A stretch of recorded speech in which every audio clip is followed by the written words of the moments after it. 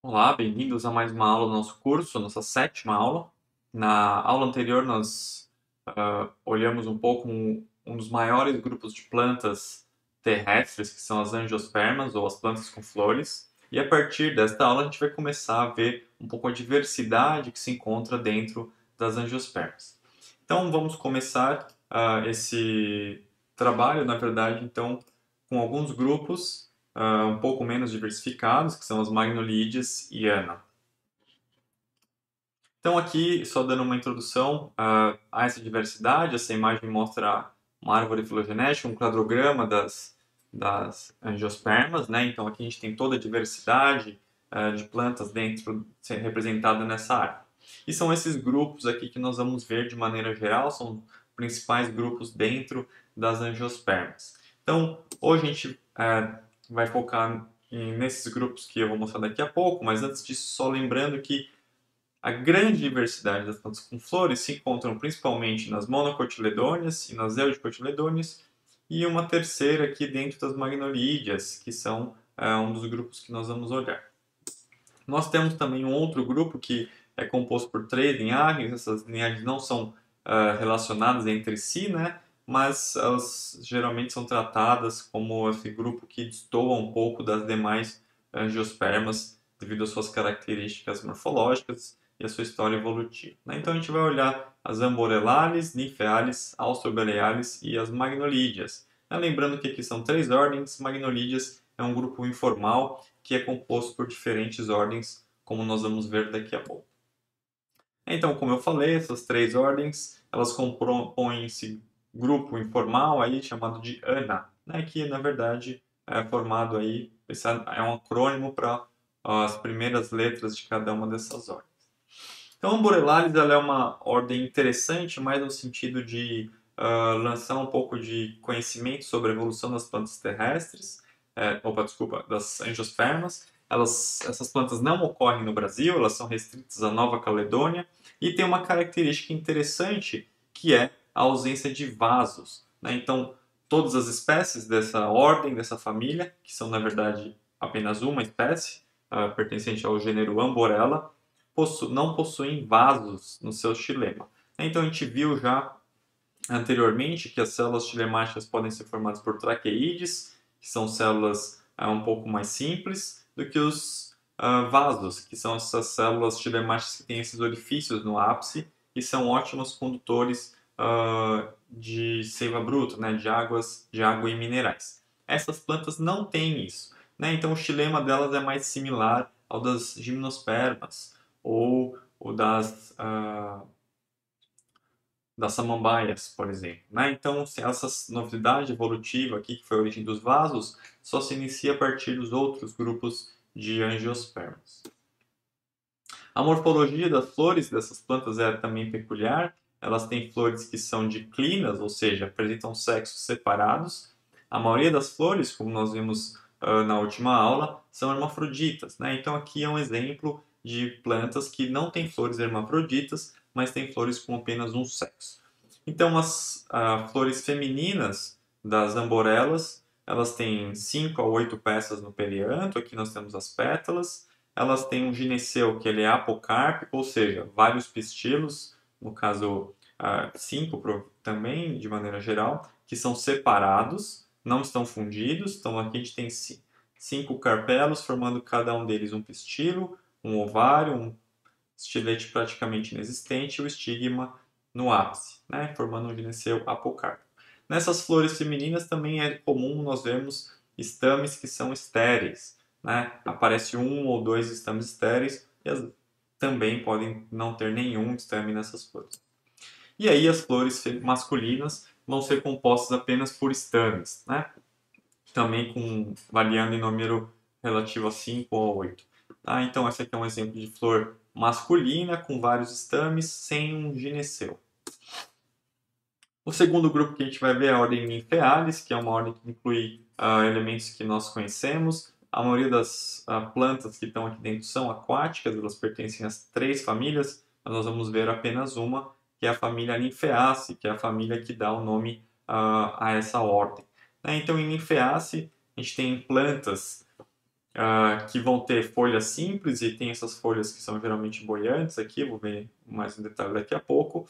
Tem um cálice com 4 partes em geral e a corola com múltiplas partes, né? Então, um dos exemplos que a gente viu na última aula, para corolas que podem ter múltiplas partes, era desta família, família Nymphaeaceae. Como eu disse, muitos dos elementos dessa família e dessa ordem são aquáticos, eles apresentam essas folhas que são boiantes, né? Então a planta fica fixada no fundo dos corpos de água, elas ocorrem geralmente em corpos de água parado, na sua maioria, e emitem essas folhas lá do fundo do lago, que vão depois chegar na superfície e ficar boiando, né? Então o limbo da folha, a parte laminar da folha, fica boiando e está conectado aos caules que estão no fundo do corpo d'água. E a partir desses caules são emitidas também essas flores que surgem, emanam das águas, aí se levantam, expondo suas partes reprodutivas. E essas plantas podem assim, ter folhas tão grandes que permitem você colocar até crianças em cima delas. É o caso aqui da Vitória amazônica, da Vitória régia, né? Muito conhecida essa planta da região amazônica, que é bem comum para ornamentação assim, exuberante desses laguinhos.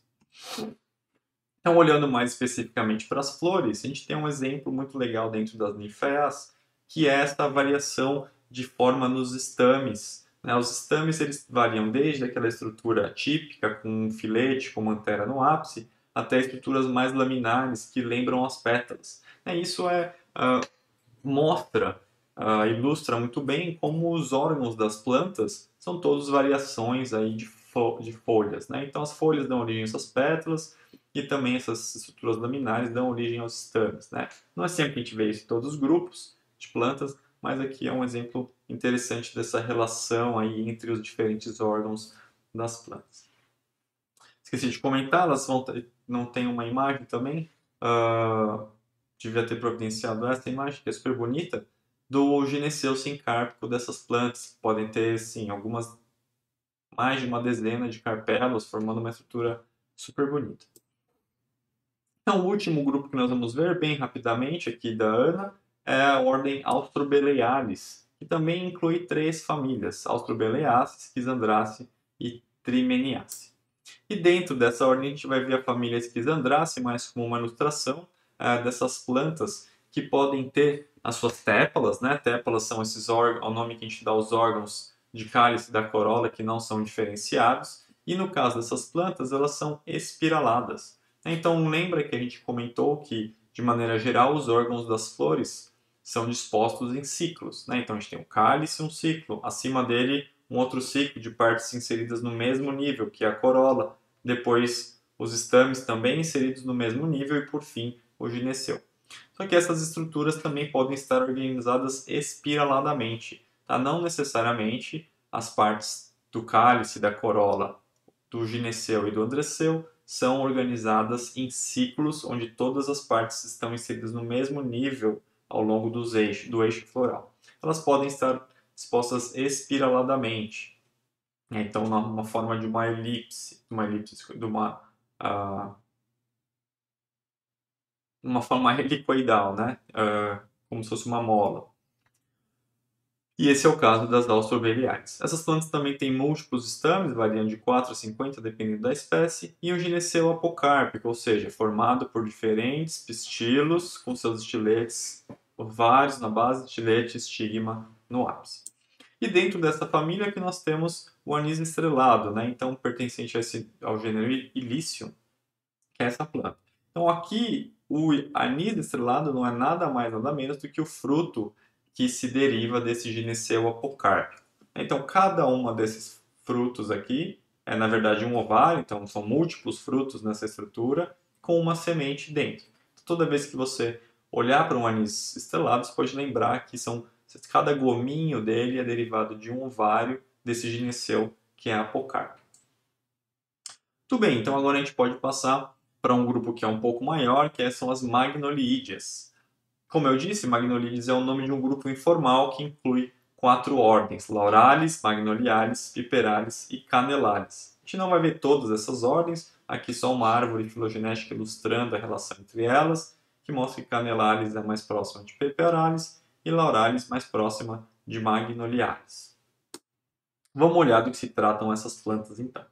Dentro da família Lauraceae, a gente tem da família Lauralis, nós temos 7 famílias, sendo que Lauraceae é uma das mais importantes. As Lauráceas incluem aí várias plantas que nós conhecemos, como o abacate, a canela da Índia, o cravo, não, desculpa, tem um erro aqui, eu sempre esqueço de remover esse cravo daí. Tá? Então, o abacate e a canela da Índia fazem parte de Lauraceae, que é uma família que é distribuída pelo mundo todo, né? Aqui um exemplo, então, aí da canela da Índia, que se você não sabe, aqueles paus de canela que nós consumimos são a casca da canela da Índia. Então a gente vai lá, arranca a casca dela, por isso que ele é enrolado, né? Na hora que as pessoas arrancam a casca, ela vai se enrolando, formando esses paus aí que você pode moer e ter a canela em pó. É muito comum nessas plantas que elas tenham folhas simples, né? Então a gente viu alguns exemplos de folhas compostas, que são essas folhas divididas em aulas passadas. Aqui não, a gente tem folhas que são super normais, elas são simples, formam essas elipses, não estão divididas. Podem ter outros tipos de forma, mas não estão divididas, ramificadas internamente ali. As flores dessas plantas geralmente são trímeras, ou seja, cada ciclo é composto por 3 partes. Então a gente vai ter 3 partes no cálice, 3 sépalas, 3 partes na corola, 3 pétalas, estames que variam em número de 3 e no caso aqui apenas um único gineceu, tá? O gineceu geralmente não acompanha esse número de partes. Ele geralmente define o número de peças no cálice, na corola e também no androceu.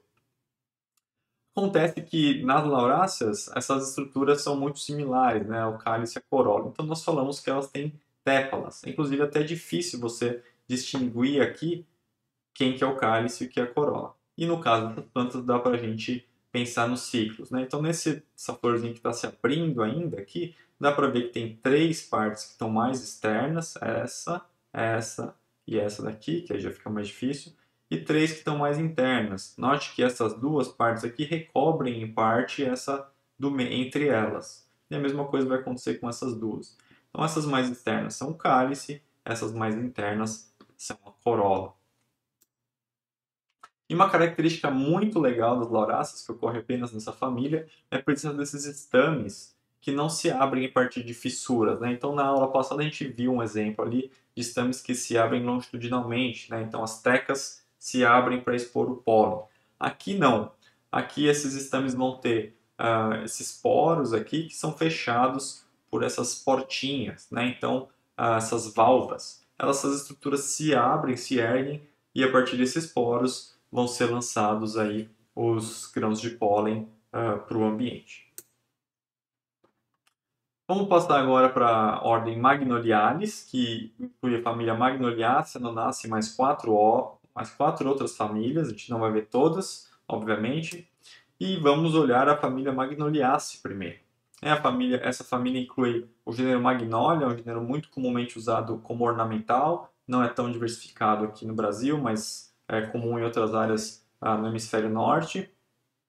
E são plantas que são bem utilizadas para ornamentação por conta das pétalas enormes que elas têm, ou pétalas que são vistosas, no caso aqui da Magnolia champaca. Aqui um exemplo, então, de uma planta que tem essas flores super grandes, né, super chamativas, bem bonitas. Essas plantas também vão ter folhas simples, né, que vão ser alternas nos ramos, ou seja, elas não se colocam opostas quando estão inseridas nos ramos. Isso é uma coisa que é mais fácil de ver com as plantas na mão, né? A filotaxia das folhas, coisa que a gente não falou muito bem agora, mas talvez possa ver na aula prática. Essas plantas também vão ter esse perianto que vai ser... Opa, desculpa, aqui tem um erro, perianto espiralado? Sim, acho que tem um erro em relação a isso. As plantas não têm um perianto espiralado. O perianto delas é disposto em verticilos, a gente tem de 3, se não me engano. Mas as demais estruturas, o androceu e o gineceu, vão ser espiralados. Então aqui tem o androceu dessas plantas, o gineceu no ápice, E aqui a gente vê uma imagem justamente do Androceu, que mostra como essas plantas têm múltiplos pistilos, então cada gominho desse aqui é um ovário, um estilete e um estigma. E para te entender como essas coisas estão dispostas em espirais, basta olhar a disposição delas, né? Então, quando você olha lateralmente, eles estão alinhados nessas diagonais, né? Essas diagonais são as diagonais da espiral. Pensa então, quando você olha para uma mola de lado, ela vai ter várias espirais ali que são desse eixo fazendo as suas voltas, né? Então, isso aqui indica como essas estruturas estão dispostas ao longo de um eixo. Mesma coisa serve para categorizar as folhas, né, como eu falei agora há pouco. Folhas espiraladas vão estar dispostas numa espiral ao longo dos ramos. Aqui no Brasil a gente tem duas espécies só de magnólias, né, a magnólia amazônica e a magnólia ovata, que tem esses frutos super bonitos aí que se abrem revelando as sementes.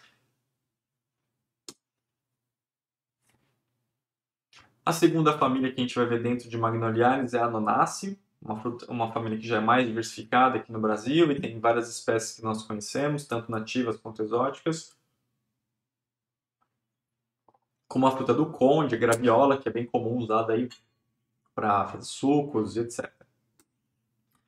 Aqui essas plantas têm uma característica muito interessante na folha delas, que é o que a gente chama de filotaxia alternadística. Então notem que cada folha está inserida num ponto diferente do ramo, isso quer dizer que elas são alternas, né? Não tem uma diferente para a outra aqui, não tem opostas. E elas chamadas de dística porque elas estão todas viradas para lados diferentes, não estão espiraladas ao longo do ramo, formando um plano só. Então se você olha para essas folhas, parece que ela forma um nível, né? Tem o ramo e aí cada uma para um lado, formando essa estrutura mais plana, essa filotaxia dística. Essas plantas também têm um perianto trímero, então a gente vê aqui o cálice com 3 partes, essas duas verdes aqui, a terceira está escondida atrás dessa pétala, mais 3 partes aqui na corola, e interessantemente nas ananassas existe mais um ciclo de pétalas, com 3 partes também. Então essas plantas têm um cálice e 2 ciclos de corola, né? Cada um deles com 3 partes.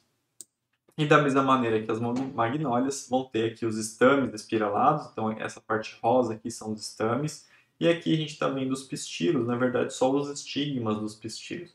E dá para ver aqui também, ó, essas diagonais que são formadas pelos estames distribuídos ao longo do eixo floral. E por fim a gente tem a ordem Piperalis aqui, que inclui 3 famílias, Piperaceae, Aristolochiaceae e Sauroraceae. A gente não vai ver essas sauronáceas, não são plantas que ocorrem no Brasil. Mas a Aristolochiaceae é uma família super legal, que inclui o papo de peru. Eu já comentei com vocês na aula anterior, então essas plantas têm esse cálice super modificado, nessa estrutura que é especializada para atração de moscas. São as moscas que polinizam os papos de peru. Por isso que essas plantas têm essa cara aí de carne e ainda fedem, né? Elas cheiram estranho, tem um cheiro meio de estragado que as moscas gostam e são atraídas por isso. Essas plantas têm essas folhas aqui que são cordadas, ou seja, em forma de coração. Muitas delas são lianas, trepadeiras, e as folhas são simples. Como eu comentei, né, que essas plantas são, as flores delas são formadas por esse cálice todo modificado, elas não têm corola e podem ter esses estames fundidos aos estiletes. Então notem aqui nessa estrutura, que é a estrutura reprodutiva da flor de fato, né? Tem as anteras aqui, essas anteras estão fundidas nos estiletes que tem os estigmas aqui no ápice. Então parece que o estigma está saindo de parte da antera, mas na verdade elas estão fundidas. E a família Piperaceae é uma família super conhecida aí porque inclui a pimenta do reino, né? Ela tem o gênero Piper, que é o gênero que inclui a pimenta do reino. Então a pimenta do reino não é nada mais, nada menos do que os frutos aqui, ó, dessa espécie, o Piper nigrum. A pimenta branca, ela é a semente, né? Então quando você deixa esses frutos amadurecerem e extrai a casca do fruto, você vai ter só a semente, tem uma semente por fruto aqui, e aí você fica com a pimenta branca. A pimenta do existe, ela fica vermelha, né? A pimenta do reino.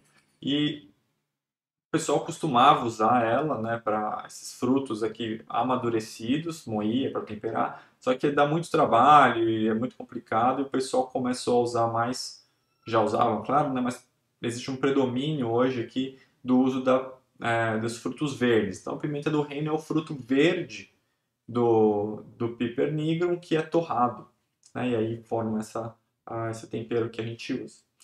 Dizem que os frutos secos, mais maduros, são super bons, mas eu nunca provei. Esse tipo de planta aqui é a carona básica de um piper. Vocês provavelmente vão ver, se passarem em qualquer mato aí no Brasil, vão topar com uma planta dessas, né? Elas têm essas folhas simples, bem grandonas, com essas nervuras. Geralmente as folhas são bem largas, tem uma pilosidade que é um pouco áspera, às vezes, ao toque, e vão ter essas espigas aqui, que são onde vamos encontrar as flores. Né? Uma espiga não é nada mais do que um eixo com várias flores bem pequenas e sésseis. Elas não têm um pedúnculo, que é o que eleva o cálice, a corola. Né? Então a espiga do milho é basicamente isso, um eixo com várias flores sésseis, que não tem um eixo delas particular. Essas aqui mais um exemplo, num outro gênero, que é Peperomia, gênero bastante usado para ornamentação. Então a gente tem esse eixo aqui com as flores distribuídas ao longo dele, essas flores sésseis. E são flores extremamente reduzidas. Elas vão ser compostas aí por um pistilo, aqui tem uma bráctea, na verdade, que é a folha modificada, elas não têm cálice, não têm corola, e essa bráctea vai proteger geralmente um estame, dois estames, podem ser mais, e também um pistilo, que a gente está vendo aqui no ápice é só o estigma, sendo que o ovário está para baixo aqui, inserido no eixo da inflorescência. Então, quando você olha para isso aqui, você mal consegue perceber que tem flores ali nas inflorescências das pimentas, dos píperes e das peperômias. Muito bem, então essa aula era super curta, só para dar um panorama geral desses grupos, Amborellales, Nymphaeales, Austrobeleales e as Magnoliídeas, né? Então, se você tem alguma dúvida, acho que foi uma aula tranquila, talvez não hajam muitas dúvidas, você anota essa dúvida, coloca lá no Google Classroom, se você tiver, quiser perguntar antes, se não, você conversa com a gente quando a gente se encontrar pessoalmente, ok? Então, obrigado pela atenção e até breve.